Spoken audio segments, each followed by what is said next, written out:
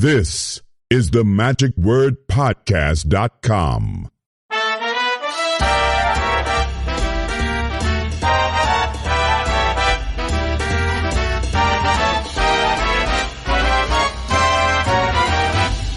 Hello, this is Scott Wells for the magicwordpodcast.com. Thank you for returning again this week to listen to another episode of this podcast. We thank you for returning week after week, and we particularly want to thank those who are friends of the Magic Word.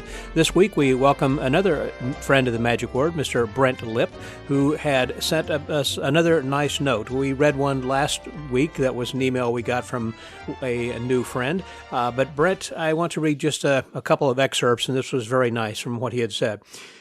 Hello, thank you for your weekly podcast. As someone who attempts to encourage other magicians and performers, your podcasts have encouraged me. Although I am retired, my goal is still to perform whenever I can. Back in the 60s, I remember Mark Wilson's Magic Land of Alakazam and wanted to learn to perform illusions. When my first, all early ones failed, magic was put on the back burner. Saying I give up can be the easiest thing to say, and also the most regrettable. He goes on to talk a little bit about what he had done in his career, becoming a pastor and doing gospel magic, and then goes on to say that now that he's retired last year, I got to perform more places than I have in the past. Encouragement is something everybody needs. Through social media, I have been able to chat with different illusionists and attempt to say something positive and encouraging. Since I have been listening to the Magic Word, the tone of your voice has been comforting, and the positive attitude of those you interviewed has been a great comfort to me. I've been a fan of Jody Barron for several years, and when I heard him on one of your podcasts, I sent him a Facebook message saying how much I enjoyed your talk. While I was driving to get my wife back from work, I had to stop and answer the phone. Usually, I'm a little bit hesitant and reluctant whenever there's a number I don't recognize on my phone, but I answered anyway. And when he introduced himself as Jody Barron, we had a wonderful conversation and discussing Chicago and Midwestern roots, etc. So he also shares his magic words and says, in case you haven't figured out, my magic word is two phrases. Don't give up. And he says, see Jimmy V's ESPY speech. And what I close my messages with, trust God and you're loved.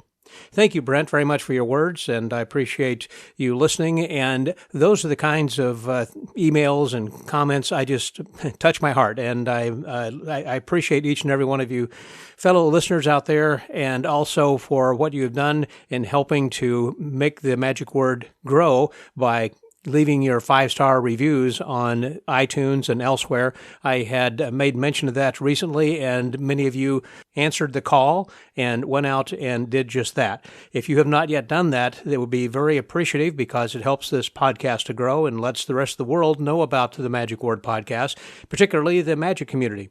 If you haven't yet shared these podcasts on your social media, please do. And if you haven't yet told your other magician friends about this podcast, please do that as well. Well, enough for all of that promotion, and I thank you very much for going through that. And again, welcome, Brent, to the Friends of the Magic Word. A couple of other things I want to bring up of note. One is we have a new contest that's going to begin running this week and will run for 3 weeks. Typically it runs for 2 weeks, but we have several prizes to give away and giving you several opportunities to win these prizes. So if you wait until the end of this podcast, we will give you information on the contest and where you can go to enter for a chance to win. One other thing, too, is since we are going to be talking this week a lot about magic theaters, I recently, at the request or suggestion of one of the listeners, was to post another page on the magicwordpodcast.com, and that is Magic Theaters.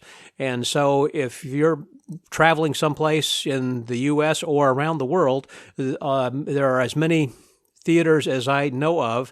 I have been put there. There are the cities, the states, the countries, as well as the name of the club and the website where you can go for more information.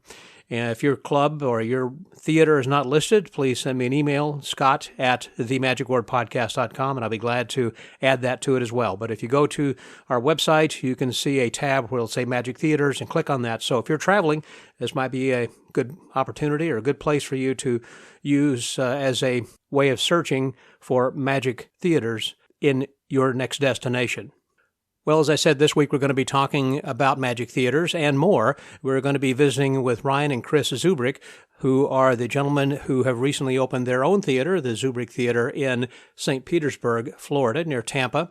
and not only talking about the trials and tribulations of opening a theater, but also what they have done before in Saipan and in Guam, working with large cats and how they have evolved for their Las Vegas type of big showroom show with dancing girls, and as I said, large animals and everything then too, and scaling that down to a little bit smaller size where it's just the two of them plus one dancer and then someone else working in the front lobby.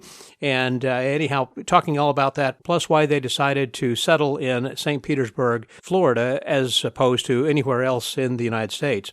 Plus, they talk about their son and how he was born. This is quite an interesting story. I think you will enjoy. Their son was not adopted, but actually is physically their son. The two of them are married, and so I think you'll find this whole episode just chock full of a lot of really interesting stories and good facts. If you would like to know more about the Zubrick Theater, as well as these two gentlemen as well. I've talked long enough. I'm going to let them do the talking from here on out. Please welcome my guests this week, Ryan and Chris Zubrick, here on The Magic Word.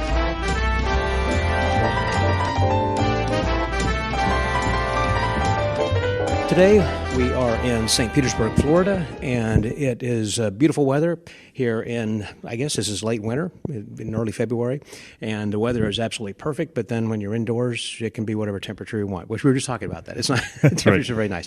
We were in the Zubrick Theater, and I'm here then with Chris and Ryan Zubrick, and this is just wonderful. I've been wanting to talk with you guys for a while because Jonathan Levitt said I should talk with you guys also, and I love Jonathan. And aside from that, you guys have had a show and been superstars in Asia and come to the America, and it's like, what? I don't understand. So I want the world to know more about who you are, what you guys have accomplished, and why you've ended up over here. So we got a lot of stuff to cover, and I'm really, really excited. Please welcome my friend, Chris Zubrick. Chris? Yes, that's correct. Thank you so much for having us on the podcast. And then Ryan. Yeah, it's great to be here. Thank you. I'm glad you're here, too. Actually, I'm glad to be here. This is a wonderful theater. We're in the Zubrick Theater in St. Petersburg, which is just kind of like a block off of like the main drag. Isn't that kind of like the main street? Like Yeah, Central Avenue, and we're Central? on First Avenue North, which is just one block off Central. Mm-hmm. And that's kind of like the happening place, like the main restaurants. thoroughfare. Yeah. Right. And you have adequate parking over here and everything, not valet parking? Or we have our own dedicated parking lot, which is very unusual to find in downtown St. Petersburg. Usually it's, pay by the meter and... Yeah. Yeah. Well, now, there are a lot of theaters that have been opening over the last several years leading up to and through the pandemic, in which we've got like a Chicago Magic Lounge, Smoke and Mirrors Theater up in Philadelphia, right, and the House of Cards in Nashville, and other places just across the United States. This theater, we're going to talk more about the specifics of this in a minute, but why St. Petersburg? Yeah, so we were overseas performing on the island of Maybe Guam. We should back up. Yeah, we should. Because, this is not an interview. It's just a conversation. It kind of goes all over the board. So, yeah, you were, and that's why that you're not as well known, because you haven't been in America. You were overseas 13 years. 13 years. Yeah, we originally started out as a 2-year engagement, yeah, and we ended up staying for 13 years. We just loved it so much. We first moved out to the island of Saipan. Now, I don't know where Saipan is. I mean, tell me geographically. Is that near Jakarta or someplace? It's in a little speck in the middle of the Pacific Ocean. Okay. Yes. So we were there. We, like I said, initially went out for a 2-year engagement. And by who? I mean, who books that kind of thing? It's called the Sand Castle Dinner Theater. It's its own freestanding theater on the island of Guam. That's the sister company. But the one in Saipan was connected or was housed inside of the Hyatt Regency Hotel. So, yeah, we just found, I think we were on the Magic Cafe, and there was a posting about an opportunity overseas, and so we sent in our promotional stuff. We were just performing in the Michigan area. I was going to Michigan State University at the time, and so we sent our stuff in, didn't think anything would come of it, and then eventually the director of entertainment contacted us and said, hey, we're interested, and one thing led to another, and we signed a 2-year contract, and then we ended up staying for 8 years on the island of Saipan, and then the Sandcastle Dinner Theater moved us to their sister company on Guam, where we stayed another 5 years. So, long time with the company, but it was great. We loved both islands. So, was it a casino or? No, just a dinner theater. Dinner theater. Mm-hmm. Huh. Kind of like they got, I guess, in Hawaii, some of those places then as well. Yep, exactly, yeah. And we had a plethora of tourists. We have Chinese, Korean, Japanese, Filipino. With the military bases on the island of Guam, we had an occasional, American family that would come in, but it was mainly geared towards the tourists that were visiting the island. Okay.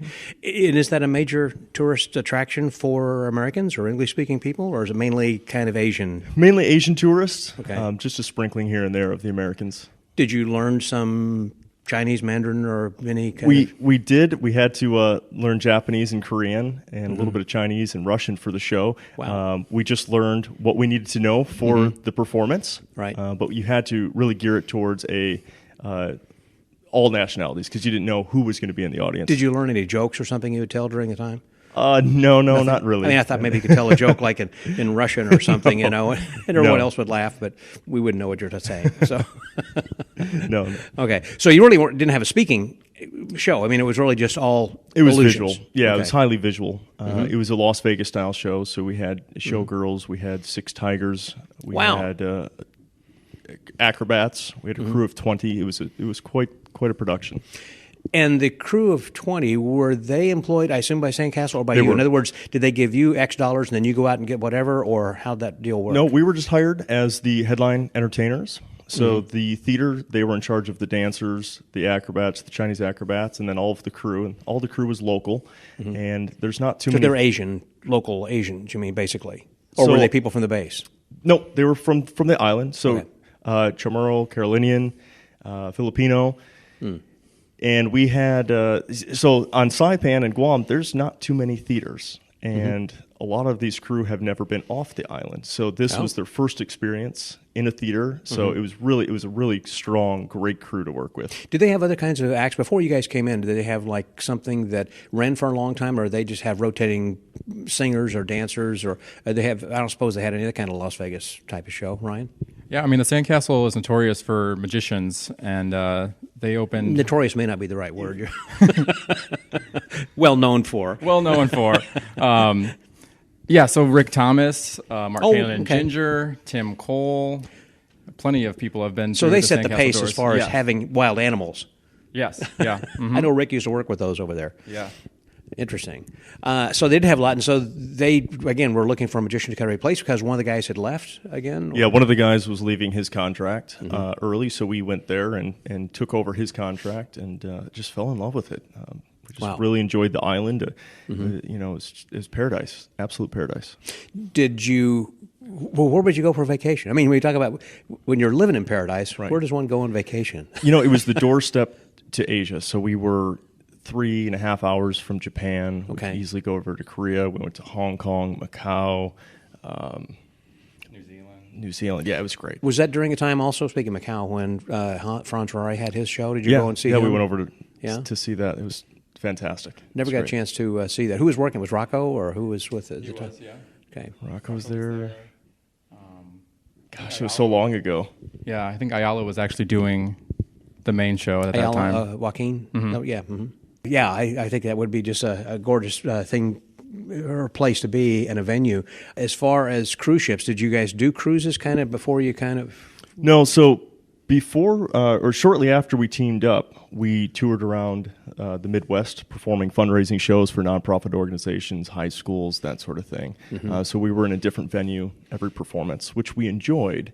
So like a phone room type of a thing that you would contact people and just rate your direct fundraisers, marketing. or? Yep. Okay. And when we got the sit-down gig in Saipan, it was great to just have all of our equipment in one place. We would literally be at the beach all day long and come off the beach with sand between our toes and go right on stage and perform. Like I said, we had that wonderful crew, so they pretty much set everything up for us, prior to the show, and did all of our presets, and we just go out there and perform, and it was a wonderful, wonderful contract. So cruising wasn't something that was necessarily in your background or anything that would interest you because you're going to be...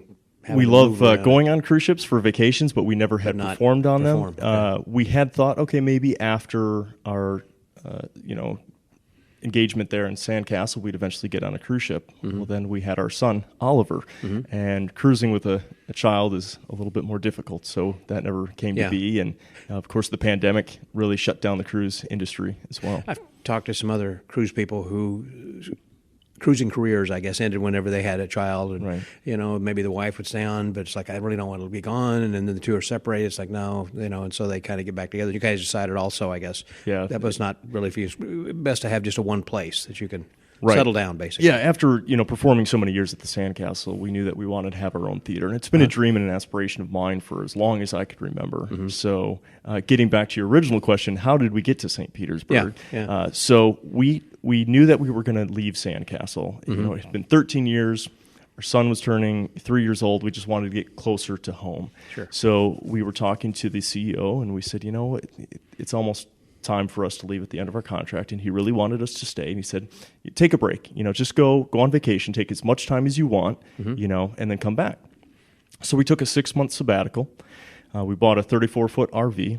We traveled East Coast, West Coast, everywhere in between, looking at tourist destinations, trying to find where... You weren't performing. You were just kind of going as tourists, 100% bumping vacation. around the country. Yeah. Okay. And we happened to be in Key West, and we were driving back up north, and we passed through St. Petersburg. And we looked around and we went, wow, this is such a vibrant arts community. Yeah, it is. It's very LGBT friendly. The weather's great. There's plenty of tourism, no competition. It kind Near of the checked beach. all of the boxes. Keep the sand for in your us. toes. Yes, absolutely. No Michigan winters, so it was perfect. Yeah. So we just set our sights on St. Petersburg and went back to Guam. Pandemic hit. Closed the show, and we moved right here. Timing is perfect. It was perfect. Which gave you time over the last couple of years to start to develop this theater, I guess, because I guess some businesses had been closed during this time. Absolutely. So this was vacant for you to kind of gut and... This used to be an old AAA call center. So when we first took it over, it was literally a bare concrete floor. There was nothing in here. So Ryan and I, we'd looked at, about 13 different locations. And, there's rarely an empty theater that's available for sale or for lease. Yeah. So we came in here, and we took some of Oliver's sidewalk chalk. And I remember your son's name's Oliver, by the way. Yes, our son Oliver. And so we would Cute kid. we went around. Thank you. We went around and just kind of chalked out. Okay, this is kind of where the stage is going to be. This is where the box office and concessions are going to be. This will audience backstage, and just kind of envisioned what this space would look like. Yeah. And once you did, I think it's not only a great and perfect venue as far as the intimacy of the stage and the distance between you and the audience, they get to see big illusions that are right there, which will kind of remind me, going back what we were talking about in Macau with Ferran Zurari, where he's doing large illusions in just feet away from people, right? Which is what you're doing then as well. I mean, with the slicer and the origami and compressed and everything else. I mean, you're doing some big stuff. Yeah, we have a passion. I'm sitting here, we're in the theater right now, and the front row is to the stage is maybe 4 feet, 5 feet. It's very intimate. Very. So we're passionate about grand illusions. We call ourselves Illusionists. We also like the classics of magic. Yeah. But going from a 500-seat dinner theater to a 90-seat intimate theater where we're now speaking English I was about to throughout ask you the about show. that. Yeah. It was quite a leap for us, but we knew we still wanted to present grand scale illusion in an intimate theater. Yeah. And the post-show surveys definitely show we made the right decision, because the audience says, I've seen this on TV, I've seen this on a cruise ship, I've seen this in Vegas, but I feel like it's in my living room. I'm literally watching it a few feet away. It's been great. Yeah, I had posted something then on Facebook, and Steve Chesday, who is an illusionist in Chicago, and he works with the stage crew with Abbott's Get Together, and he was saying it's amazing to have this size illusion on that small of a stage. I said, you would know, and he said, yeah, I do. So, I mean, people can appreciate that. Have you ever seen Ray Anderson's show, Esther's Follies? Just look at this stuff. Eclipse on the stage. It's right there. They got the flies, and that they could, and doing water levitation. I mean, right there. It's just amazing. I think if people can appreciate that even more when they are close-up seeing illusion. Yeah, for sure. Now, what about talking? You said that you had to make that transition then as well, because you were doing a silent act before, and so you had to not only retool the illusions and script this out as far as, because you didn't have the 20 dancers now, you just got the one Anastasia lady who is a wonderful dancer who works with you here. We'll get to that, and also your lighting and music. It's incredible how you do that all in one out of your pocket. But also the fact that you were not speaking, so you had to script something to write. And so was that a difficult transition? It was. I mean, we hadn't done that for 13 years, so sitting down to actually script something was very new to us, and we were out of sorts with that for a little bit. But it was fun, and I think what it came down to is just being ourselves on stage. And I mean, you saw the show, so you can kind of attest to it. But I think we just, instead of trying to write a script, some routines we just went out there and we're like, let's just get through it. And I think that we've developed, our rapport with each other. Obviously, we've been together for 16 years. And so, we just kind of banter back and forth. And I enjoy trying new things every night, just little tidbits or jokes or sayings and just seeing how the audience reacts. So I think that's something that we've really enjoyed. And just you're so close that we can hear their feedback. You can hear when they laugh, they chuckle, anything they say, which again was so different from our overseas contract because, it was a big proscenium stage. Everyone's so far away and we didn't speak the same language. So. Yeah, and you can't see beyond the first few rows. Right. And you don't really have big spots here. So let me ask, from the stage, typically spots in your eyes and you can't see beyond the first row. Can you see pretty much a lot of reactions of people? Sometimes. It depends on what part of the show. Just 4 rows, basically. It looks like about, 30 across or 20, something like that? Mm-hmm. So it's long and narrow, I guess, as far as the venue here. It is, yeah. There's certain parts in the show where we deliberately bring up the house lights just so we can see the audience and feel like we have that connection more. Mm-hmm. And as far as the room in the back and moving illusions in and out. What room? There's no room back exactly. When you showed me back there, I thought, oh, my goodness, this just looks like something from Le Grand David show, if you've seen that, Marco the Magnificent, when he was in Beverly, Massachusetts, about how that they would fly these things in and out. And the same thing also then with Esther's. No wings over there, and they're moving things in and out, and it's incredible. Same thing here. You guys have really made use of some small space. Yeah, we had to sacrifice some backstage space. It's not glamorous. We have no dressing room here. In Guam, we had a dressing room with a bathroom, a shower, a couch that pulled out into a bed, a TV. I mean, it was an apartment. We, in fact, stayed there a couple of times when the power would go out. So, but here we have no dressing room. It's very intimate backstage. But we had to sacrifice the backstage space because we wanted to have more seats out here in the audience. We have a back wall there that goes into another suite next door to us, so there was no room for expansion, unfortunately, there.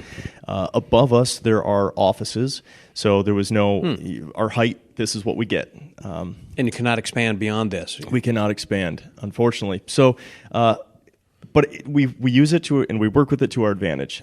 It's a whole game of Tetris backstage. It's a whole nother show. It's amazing to see how all of that, and let me point out, too, we don't have a stage crew. Well, that was what I was about to say. Anastasia, who is back there, when I was seeing the curtains were closed, and I thought, who's back there going to move this stuff? And then the next thing, you've got stuff all in there, and I thought, okay, she must have been doing that. And I know you don't have any room back there. And then you got the other gentleman up front who is doing concessions, and he's not going to leave the cash register over there. So there's just 4 of us. 4 of you. 4 of us. It's Ryan and I, and then Annalise, sorry, and our front of house manager. So it's a very small, intimate team. We did that deliberately to cut down on overhead, but the show is completely automated. Ryan has done a fantastic job with all of the audio and technical effects in the show. And when one of us is not on stage performing, we're backstage, schlepping illusions and reorganizing and getting ready for the next. Well, it does that, bring me to that point then, Ryan. So you're the one who kind of you're the technical wizard, I guess. That's and right, yeah. Put all this together. Tell me how that came about. I mean, how do you operate that out of your pockets? I mean, when you're doing the Firefly thing, and Chris, and other kinds of things that are happening in the sound, and so you cut yours and all. Go ahead. Yeah, I mean, I went to Michigan State University. Well, first I was a chemical physics major, and then after a semester, I was like, this isn't going to be, I don't think I'll be happy doing this stuff. And so I switched to theater, technical theater mainly, with an emphasis on lighting design. So I gained a lot of knowledge, obviously, going to school and just picking it up, at Sandcastle, both Saipan and Guam, I had programmed the lighting. We did that for them, too. Yeah, so just learned as I go and hands-on. So we run the show on QLab, which I'm sure many people are familiar with, and also Media Monkey Audio Ape remotes, so we have those in our pockets sometimes. And like Chris said, it's just him, myself, Was and that trial and error getting to the right one? I mean, I've used Audio Ape and some others as well, and whatnot. Is there one you recommend that you kind of have played with, that you, without saying the ones you don't like, which ones do you like? It's really the only one. I mean, I did a lot of research. I tend to do a lot of research on any equipment we get, and so it just seemed like it was kind of the best of the best in the industry. And Charles Peacock is great in Orlando, and so we went over and visited him. I didn't know he lived over so close. Yeah, so we just got our Pro remote, about 3-4 weeks ago, and have been running that for the show, and it's been great and flawless. So yeah, it's been wonderful. But it does everything. QLab, mutes our mics, does the video on the screens. You can see there's 3 projectors up there. We are projection mapping the entire theater, all of the walls. So we'll be like during Firefly, we can project, a moon and grass and scenes onto all the walls. So QLab, we actually have 2 computers running QLab, and they fire each other. So we project the walls, the microphones, the fog, the haze, the lighting, everything. Yeah, lasers, snow machines. You use every button on that thing on the remote, don't you? I think there's almost 1,000 cues in our show in QLab. Cues. The two of you have got that down. Yeah, I mean, there's only a few manual cues. Everything kind of runs itself, but there'll be times when we have an audience member on stage. Obviously, the timing can vary. So there'll be some manual cues, but everything kind of just progresses on its own. Mm-hmm. I had wondered about that, if there was something that you kind of flip the switch and you know what the timing is going to be. Because, well, obviously, if you're doing some things in music, like when you're doing your Beautiful Dove act, for an example, that's all timed out, yeah. Exactly. And we also have the ability to, something we're doing now, we've been open for almost 6 months, but we're changing the show up because we have a lot of repeat customers, so it really puts the pressure on us to kind of, create some new material and rotate material in the show. So we actually have a few hotkeys on QLab where if we don't have a kid, we press this hotkey and we'll do, duct tape instead of our shoe cleaning machine or things like that. So we kind of change the show up on the fly. We'll watch the audience come in. We have security cameras, so we're kind of just backstage, looking at the audience. Determining how many kids you have, for an example. If you have a lot, you might do one trick versus another one. Right, yeah. Huh. Okay. How do you handle people? I mean, your own security, too. I was going to say people who are hecklers or someone's been overserved before they come here. Yeah, so this is a little bit different environment. The Asian audience is very polite, very quiet. The Japanese audience, they love magic, but they're just very calm. Okay. And do they react? I mean, do they applaud? And they everything, do, or? but it's a polite reaction. Okay. Just kind of a golf clap. Yes. Ryan's there. The Korean audience is a little bit more loud and boisterous, which is great. It's fun. And then transitioning to now an American audience, it's completely different. That hoop and holler. Yes. Demographics-wise, we have a lot of the 55-plus communities here in St. Petersburg. Our show's family-friendly, so it's really multi-generational. But still, you got a lot of retirees who live in this area. A lot of retirees in the area. We have, right next door, we have a liquor store. So that brings in some interesting characters into the lobby from time to time. That. People just kind of stumbling literally into the lobby. Correct. Yep. Central Avenue, a lot of bars and restaurants. We're in the EDGE district, and EDGE stands for entertainment, galleries, dining, etc. And we have some patrons come in that maybe have had some cocktails before the show. And in fact, our second show ever in this theater, there was a husband and wife that came in, and they were quite inebriated before the show started. Well, the husband left. He had it with his wife, and he was done. So he took off. Were they arguing before during the show? Oh, before the show. Yeah, before the show started. So she's sitting in the front row. Unbeknownst to us, anything was going to happen. And she just starts booing during the middle of the show. And then she calms down a little bit. And then we're doing a bit on stage. Ryan and I are both on stage talking. And I happen to look over at Ryan while I'm talking. And she gets up out of her seat, and she charges after me. What? It goes to push me. She falls down, almost hits that intelligent light over there. Yeah. So I pick her up, and I say, ma'am, you need to sit back in your seat. The light was more intelligent than her. That's right. And then she comes back at me, and two hands on my throat. Oh, my gosh. Two military guys, ex-military guys in the audience. In the audience? Came, picked her up, and hauled her outside. Holy cow. And said, you have, two options. You get walking or the police department, which is on the other side of us. We have the liquor store here and the police department on this side. Oh, handy. And Matty show sandwich in between. So she takes off down the street. The show ends. No, she like a young 20s, 30s? Oh, no. She's 50s? Mid-40s. Oh, okay. Should have known better. Come to find out, after looking at her ticket reservation, she is a middle school teacher. Yes. So, okay, she was really letting go that night. She was telling my front of house staff after the show, she wanted to let the audience know it wasn't real magic. Okay.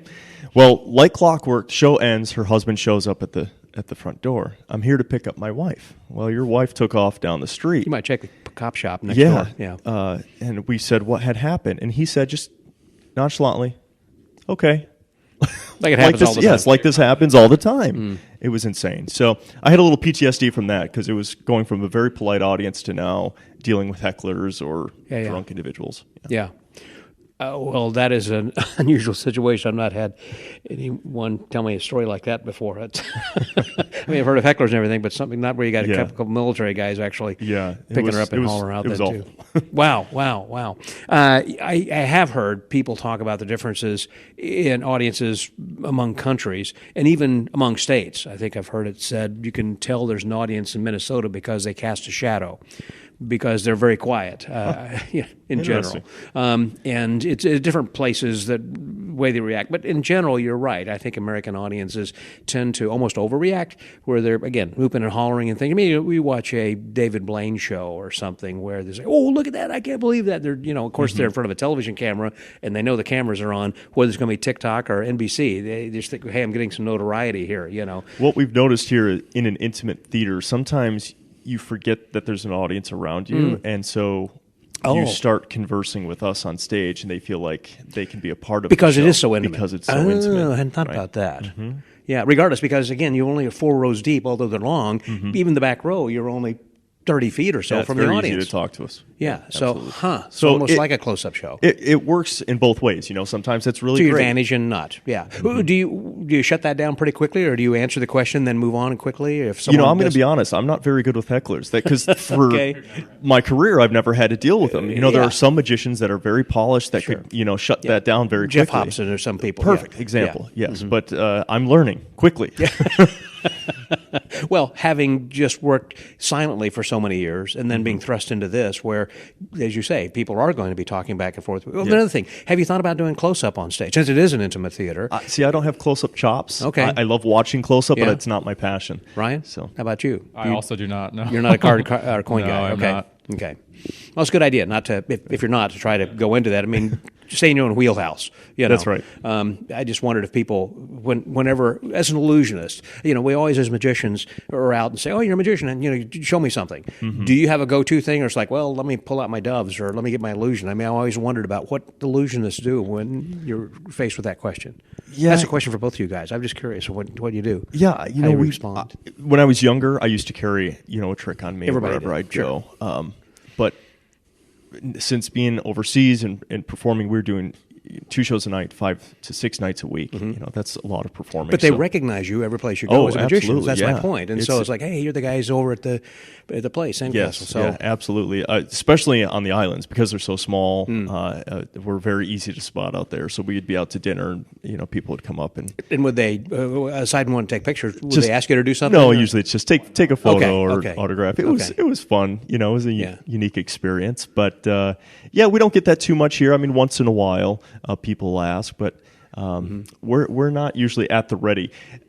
And kind of an interesting story, I'll get into this here. A lot of the organizations in the area are asking, hey, will you come to our event? Will you come to our festival and perform? Right. Do a little something, to promote the show. And we don't do that. And here's why. This environment that we have in here, in our theater, we have created. So we have control of all of the elements and all of the lighting. If we go outside and we perform, it's going to be, in my opinion, subpar. It's not going to be a false representation of our product. Right. You go off-brand a little bit, too. I want people to experience the magic in our theater the way that we intend it to be. So you don't even do television spots? We've done television interviews, but they've all been in here. All been here? Mm-hmm. Okay. Yeah. Well, that's interesting. Go ahead, Ryan. Virtual ones lately, too. With the whole COVID thing, they'll send just a cameraman and we'll be virtually talking to the host in the studio while we're here. So we've done a lot of those recently. Oh, remote types of shows and things. Do you do magic then here on the stage, remote that? Yes, we will. Yeah. Oh, that makes perfect sense, where you have actually created a magic environment, and magic doesn't happen outside this environment, basically. Yeah, I'd rather people come here and get the full experience. It's really, it's an experience. From the moment that our patrons walk in the door until they see the show, until they leave, it's a complete experience. Yeah, and then as they're leaving, of course, they can get the shots with you. I mean, go out and take selfies with you. Yeah, we do meet and greets out in the lobby. We have an Instagram wall, the big Z with the purple glitter sequins behind that. We have magic sets for sale. Was it a concerted effort for you not to get a liquor license? I mean, in other words, we're talking talking about drunks and people, and you only got a finite amount of time and everything. Sure. You probably don't want people getting up and walking out to get another drink to come back in during the show. So did you decide not to get a liquor license, or are you waiting to get one, or what's your... Well, I'll tell you what, anybody that's looking at building a magic theater of their own, it is a whole process. From the fire department, getting all of our permits passed, to the food and beverage, the health department. So basically, we wanted to have a popcorn machine out there. Fresh of course popcorn, smells good, sell more. Right.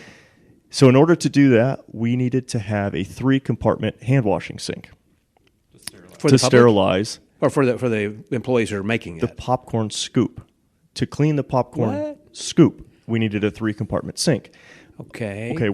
Where you don't have we're going to put that? Yeah. So it was going to cost us, I think it was going to be like $5,000 to run a line out there, but we don't have any space for a 3-compartment sink out there. Right. Yeah, your lobby is probably only about, what, 20 by 10? The whole space here is 2,600 square feet. Okay.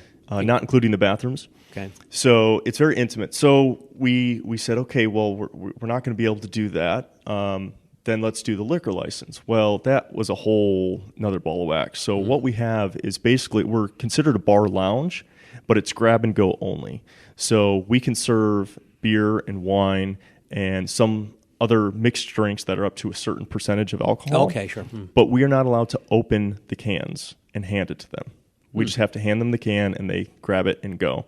Okay. Same thing. Any of the popcorn has to be heat sealed, which we have made fresh every day for the show. So it's a fantastic local But you don't popcorn. get to smell the popcorn. You don't get to smell it. We have toyed around with putting a scent machine out there with the popcorn. Yep, that was what I was going to suggest. Yep, and doing that. But so far, sales for the concessions, it hasn't faltered any, so we're okay with it the way that I'm surprised you don't have a lot of back-of-the-room sales stuff. I mean, we're looking at getting some more swag. We get a lot of people asking. St. Pete is all about stickers. They love their stickers. Yeah.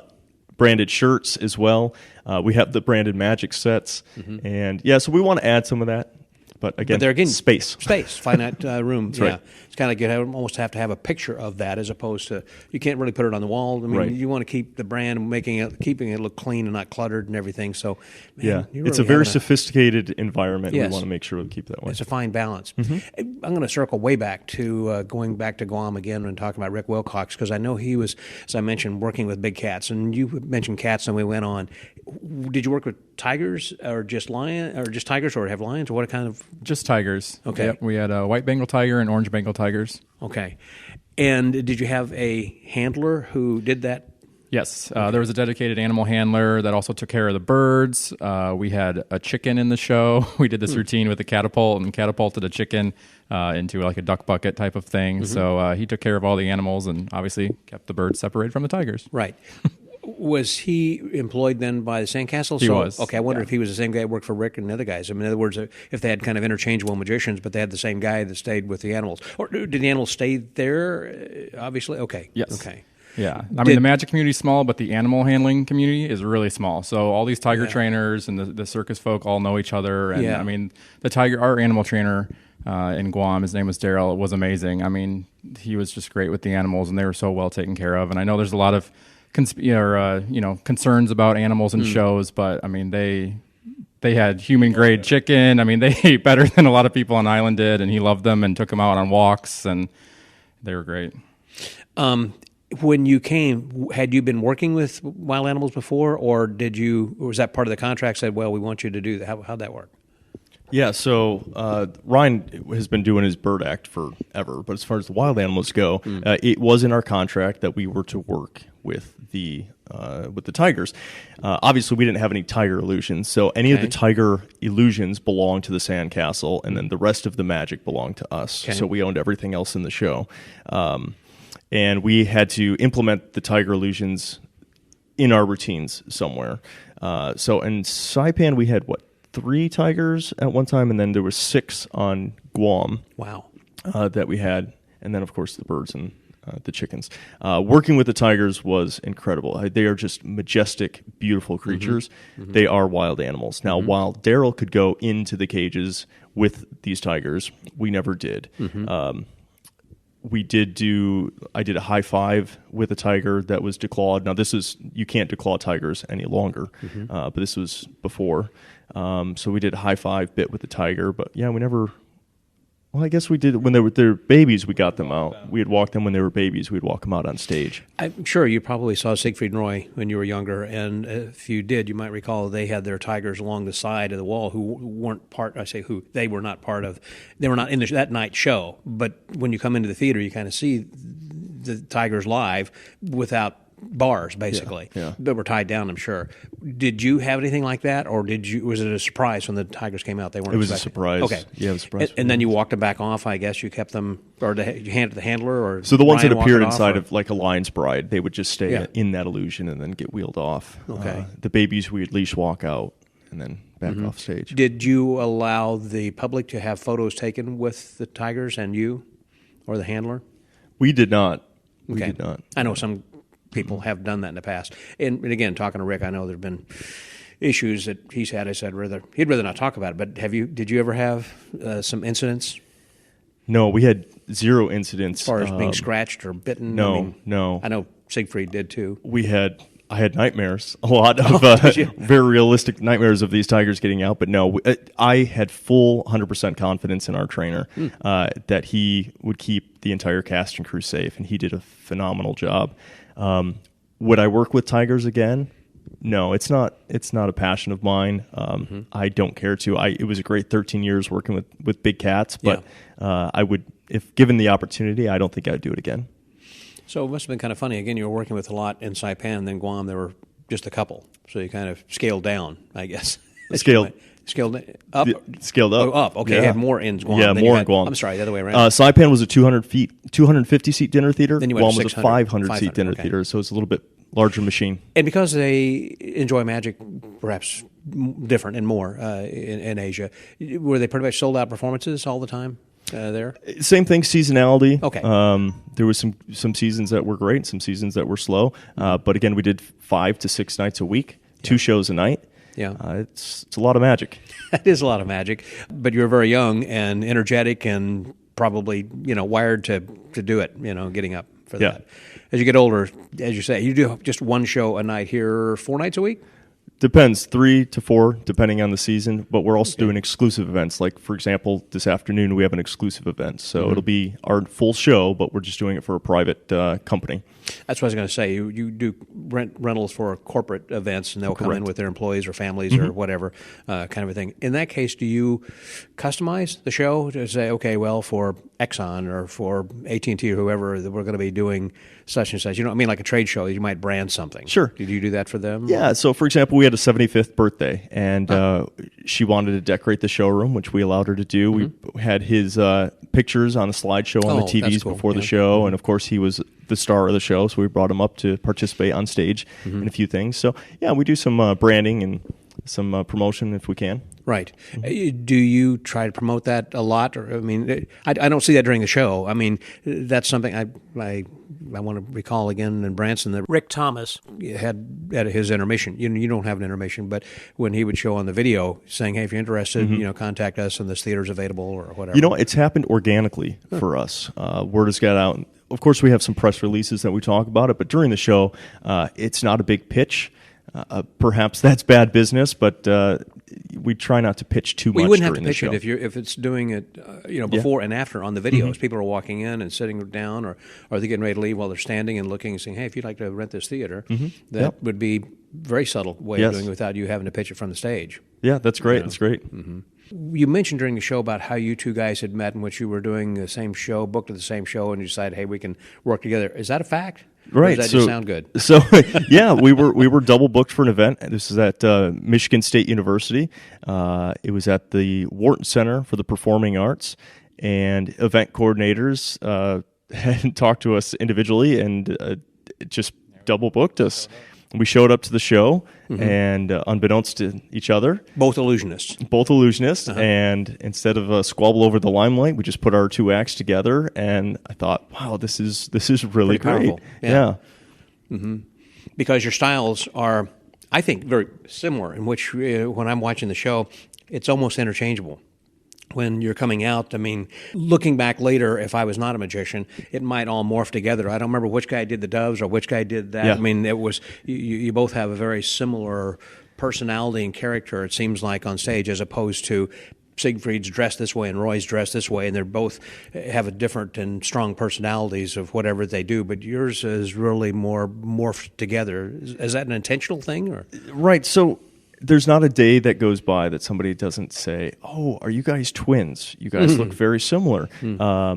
Still, to this day, people call us the Zubrick brothers till they see the show and they realize that that's not. You're married, yeah. And that is why in our script we talk about that early on. Yeah, very early on in the show, which is amazing. And there's not a lot of places that we could perform that we could be so open and authentic like that. You know, I saw Darren Brown on Broadway, and in the first 5 minutes, that was what he was talking about, just sitting on a stool with a spotlight on him, talking a little bit about his life, saying as he was growing up that this was something that he was gay and didn't want to get it out because he was afraid of what people would think. And once that he did, he realized, well, people don't think about me. You know, it's like, I wonder what people are going to think about me. But once it came out, it's kind of like, they don't think about me. So why was I worried so much? Yeah. I mean, that's got to be something. I mean, as far as how you guys, I say you guys had gotten together, did your relationship develop as far as beyond friendship? Fairly soon? So it was magic first. It was magic that brought us together. Yeah. Okay. Yeah. Okay. Yeah. So that was what developed first, and then it became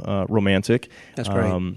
Again, that was 16 years ago that we got together, and performing in the Midwest, we were never out and open. It'd be hard to. I mean, I'm from the Midwest, and growing up, I mean, of course, I grew up a different generation than you gentlemen, but Sure.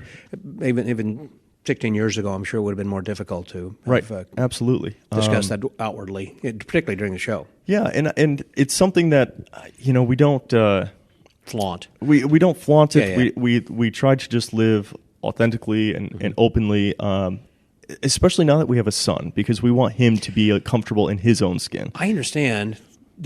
Tell me about how your son was born. Sure. Okay. Yeah. So let's see, where do we start?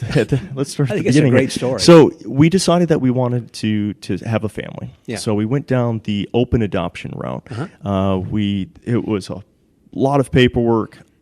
It was very stressful, and we were just about to jump into the waiting pool to be chosen, hopefully, as parents. Yeah. And then we got an email from Ryan's sister, and she said, "Hey guys, I have an oven that I'm not using right now. If you guys could use it, let me know." And we thought, wow, she must be drinking. We have a perfectly fine working oven here in our place. We don't. I got a microwave, and I got we don't need that. And then it dawned on us what she was offering us, which we thought was absolutely incredible. She has never had a child before, and she's single. No, she was married. Married, okay. So this would be her first child, which would be our child. And then not 2 weeks later, unprompted, a friend of ours came forward and said, "I'll donate my eggs to you guys. I know you guys want to start a family." Wow. I mean, everything just kind of came together. Wow. So we flew to Santa Monica, California, where Ryan's sister lives with her husband, and we started this process of surrogacy. So we how many eggs did we get to? 23. We had 23 viable eggs. We split those into 2 separate piles, and Ryan and I both inseminated our own separately. We took one of Ryan's embryos, one of mine, and we put them into his sister. Okay. Now, she has no genetic ties. She is simply the oven. She's the oven. Right? Interesting. We have to explain that to some people. Yes. So. Yeah. No, it sounds like, it sounds incestuous. Yes. Exactly. Yeah. So one of them took, one of them did not. We don't know which one. We never found out, and it doesn't matter to us. No. So we would Skype with Ryan's sister and the OBGYN from Guam for the whole process, and then we flew to Santa Monica for Oliver's birth in 2017, and That was an experience. Now, what was that experience like, Ryan? So we had this whole birth plan typed up. We want to do skin to skin and who's cutting the cord, and this is the big moment. We were so ready. We were scrubbed up, and we were in the room with my sister, and they were starting to induce labor, and all these alarms start going off. And of course, all the nurses rush in, and it was super frantic, and everyone was kind of yelling at each other, and they just whisked her away right away. And we were just left there. this is going to get me emotional, but we were just left there standing like, what is going on? Not only concerned for our future child, but also for my sister. Sure. So what had happened was she had a placenta abruption. So the placenta separated from the uterine wall, which basically cut Oliver's lifeline, blood, oxygen, like that. Man. So he was without oxygen for, I think, 6 minutes. They, of course, got our OBGYN on the phone. She was driving, drove right to the hospital, threw her keys at some stranger, said, go park my car. She threw everyone out of the elevator, pressed a secret button or something, went right up to the floor, and pulled Oliver out immediately. So we weren't there. Cesarean? Through cesarean? Yeah, emergency C-section. So we weren't there for the actual birth. And then they said, because of his lack of oxygen, they felt like it was best to transport him to CHLA, Children's Hospital of Los Angeles. To a NICU? Mm-hmm. Mm-hmm. And so he went by ambulance, and only one person could go. So I went with him, and Chris followed behind. Of course, arrived about an hour later because we were in LA. We went lights and siren, and obviously Chris couldn't. So when I arrived at the Children's Hospital, one of the doctors sat me down, and again, like so many emotions at one time. And the doctor said, because of his lack of oxygen, he will probably never be able to walk. He might not be able to feed himself. There was like 12 things, and those are the only 2 that I remember. And I was just devastated. Yeah, but like emotionally and mentally, like. I don't even know. So Chris eventually showed up, and we ended up staying there with him for 2.5 weeks. Mm-hmm. They had this cooling therapy. Basically, he was just in a diaper, laying on this cooling pad, and they kept him at a certain temperature, and so he would just lay there and shiver, and we couldn't touch him or pick him up. Was he underweight also, or is it about? It was full term. Full term, yeah. Okay. Because we had it all scheduled. We had picked a date, and they were inducing labor, and then just at the last minute, this all kind of went down. So we couldn't even hold him. He just lay there and shivered. And we went through the process and brain scans and everything. And, I mean, he's a perfectly healthy boy. And, Well, the pictures that you showed them on the monitor as you were kind of telling your life story a little bit during the show. The curly hair, I mean, perfect American young boy. He's beautiful. A great boy. And unfortunately, the night that you saw our performance, he was not in the show, but he does appear in the show from time to time. You make him appear, or does he just walk out? He appears. So at the end of our show, we have an appearing helicopter. Yeah. So he appears inside of the appearing helicopter. Now he's 4 now? He's 4 years old now. Okay. Uh-huh. I think by next year, he's going to have his own routine that he'll do by himself. He loves to be on stage. Does he? Loves to be in front of an audience. So when he's in the helicopter, he's waving at everybody, having a great time? He is. He's wonderful. And then during the wintertime, when we did Snowstorm, he ran out and spun in the snow with me. So that was kind of a special moment. That is fun, yeah, and I think that's got to just bring the audience to their feet. I would think, because you're talking about perhaps the first time you'd experienced snow, and then here's your son coming out. And, he steals the show. Really, I'm sure he does. He's the star, which is great. You want to keep him at that age, Oh, absolutely. Yeah, that's so much fun. Well, now again, you're really not going out or going into other places, you don't need to, because this is, say, where the magic happens. Is there a long-term plan or something that you're looking, let's say, down the road 5-10 years from now? I mean, what's the goal of what you kind of want to do? If we could expand, whether it's in this space or a different theater, we'd like to do that. St. Pete is growing so quickly, and properties are quite expensive. It's the gentrification that's happening. It's now moving from off of Central, coming our direction. Mm-hmm. So we've got... You'll soon be in the very middle of it then. Oh, very, very soon. Yeah, there's hotels and condominiums going up. It's just going to double in size here very, very quickly. So long-term plan, we're going to be here. This is our forever home now. Yeah. St. Petersburg. St. Petersburg. Maybe not this building, but... Correct. Here, right. But, if we do stay here, it's great. It's an intimate theater, so we can always add shows. Now, this might sound weird to your listeners, but for Ryan and I, we don't care about the fame, and we're certainly not here for the fortune. Mm-hmm. We created a lifestyle business. Our main goal is to be able to do what we love, which is perform, but it's our family, and we love to travel. We love to spend time with Oliver at the theme parks in Orlando. So we'll do as many shows as we want, and the rest of the time we're just gonna. And you really feel like you're part of the community, and vice versa. They feel like you're part of this community. Yeah. This is a wonderful place. Well, the show itself, for those who haven't seen this yet, again, is kind of as you said, a Las Vegas Extravaganza in which you were actually wearing glitzy jackets and you change clothes and everything, and you kind of tag team back and forth. I was wondering coming in if it was going to be a lot different as far as your personalities, but again, the way you work together. For an example, I think the Cuba Libre routine is the best of any Cuba Libre I've seen. Oh, thank Usually you. it's just one person who's doing that and you're explaining that, but when you have yourself across the stage, one is like 10 feet away from the other and they're changing back and forth, and the way you're explaining that, the presentation, the scripting, the way that it changes, I just think that's the best that I'd seen. Thank you. Yeah, it's a personality piece. It's up at the top of the show, so the audience gets to know us, gets to know our personality, and it's a really amazing trick. It's a great effect. Oh, it is. Yeah, just in and of itself. But again, usually it's done just by one person, but that's what I'm saying, when two people are doing it like this, that works perfectly. Do you seek out those kinds of effects where two people can... We try. There are other effects, like origami, for example. Yeah, you two guys worked great with that. It works great with two people. We've worked with Joni Spina, and she said, look, it's really better performed with just one magician. So there are some routines where we try to fit the both of us in. And you've been doing it that long? Yeah. Bless her soul. Yes, Wow, what a wonderful woman. Yeah. So it's sometimes challenging to find illusions, like Slicer, for example, is great with two magicians because we can both pull it apart. Perfect. You've got all those blades to put in, so it goes a lot faster. Same thing with Cuba Libre. Exactly. If it's one magician, it takes a while to get through it. So we can speed things up a little bit when there's two of us.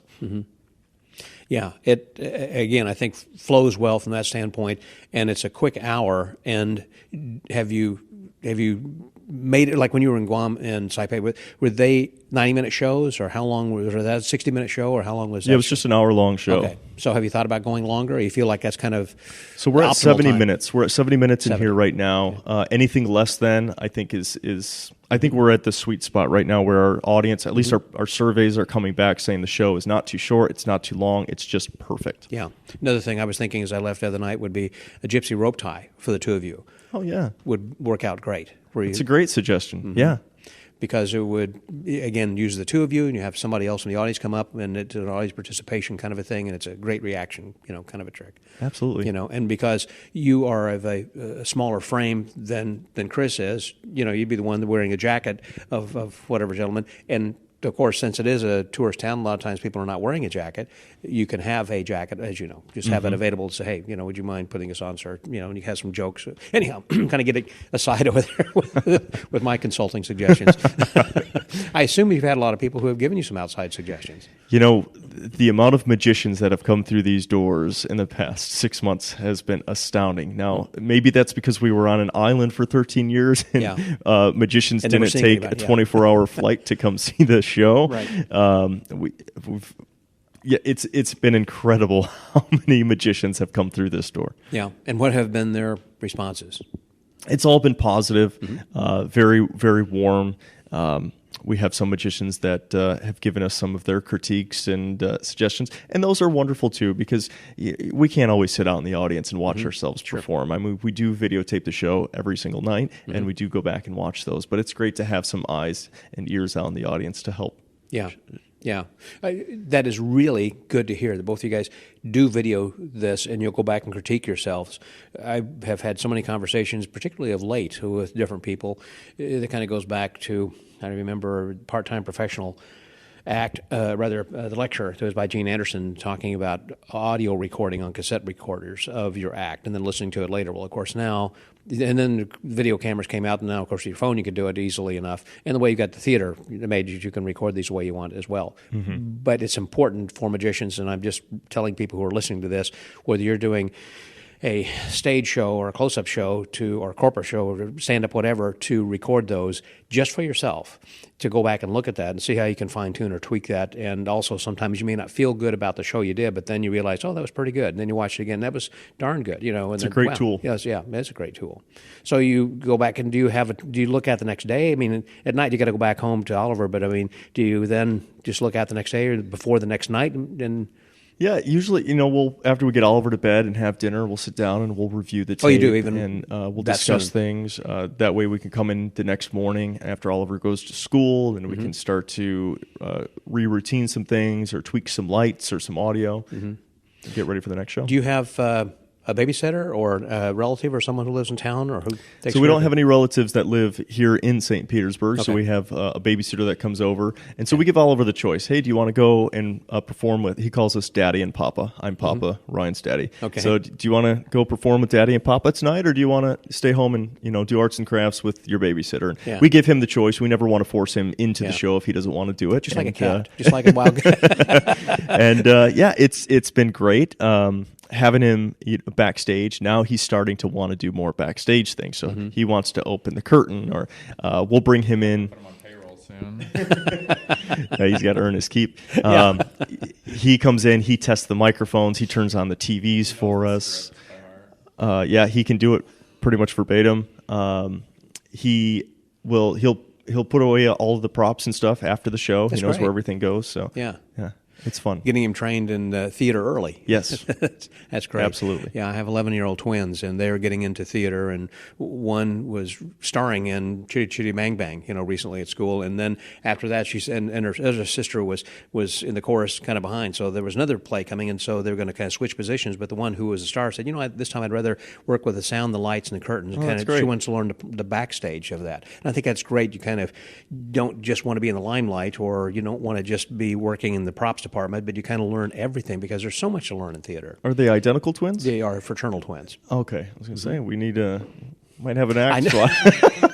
That's funny. When they were born, Steve Daly had said that early on when I'd posted a picture after that. He said, I got dibs on these twins. Beautiful little girls. Well, listen, guys, you have been fantastic, and it's been great getting a chance to spend more time with you and to see the show, and I wish you nothing but the best of luck here on out. Well, thank you so much for having us on your podcast you and can for make it. coming and being in our audience. We really appreciate it. So my podcast is called The Magic Word Podcast, and I always like to ask my guests, what is your, not necessarily your word, I don't mean like abracadabra, what is your magic phrase or philosophy? It could be a sentence or... At the end of the show. Yeah. So if anybody wants to learn more about us, first of all, let's do a plug. Yeah, please plug. I Let's always plug forget away. that. Please. Go to zubrickmagic.com, Z-U-B as in boy, R-I-C-K magic.com. You can follow all of us on Instagram and Facebook as well, at Zubrick Magic. And right now our current show schedule is Thursday, Friday, Saturday, and an occasional Sunday matinee show. Looking to add some more shows later on as well. So stay tuned to see about that. And then at the end of the show, we finish every show with this. While the audience is applauding, we say, if you can be anything, be kind. And we just leave them with that. So be kind. Just be kind. That's a philosophy for both of you guys. That makes sense. Yeah, to just be kind. And just that simple. Dealing with customer service, because we're doing it all. We're cleaning the seats, we're answering the phone calls, we're booking the tickets. So, sometimes we'll run into customers that are just unkind. less than kind. Yeah, it really resonates with us now. So your advice, again, is be kind. Well, thank you again very much, guys. So that was Chris and Ryan Zubrick. And from the Zubrick Theater here in St. Pete, this is Scotty out.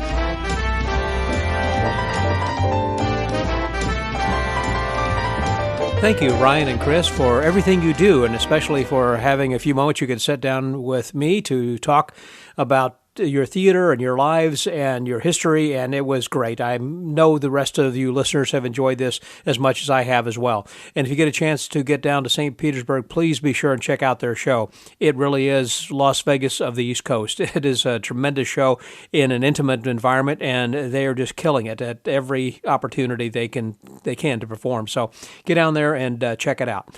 Well, I told you at the beginning we were going to tell you a little information on the back end here about our contest. Thanks to Charlie Randall from H&R Magic Books. He has republished the book called Seventh Heaven by Lewis Jones, and he has offered 6 copies of this book, that's hard copies of the book, to 6 lucky listeners. So Go to themagicwordpodcast.com for this week's episode, and there you will see a form where you can complete with your name and email address, and that will populate a spreadsheet. And when the contest is over in 3 weeks, we will randomly select 6 lucky listeners, and you will be notified and requested to give your physical address so Charlie can send out those copies. Let me mention this is open to the world, wherever contests are legal like this to win contests, I guess. Anyhow, if you are outside the U.S. or its territories, then Charlie will ask you to reimburse him for whatever the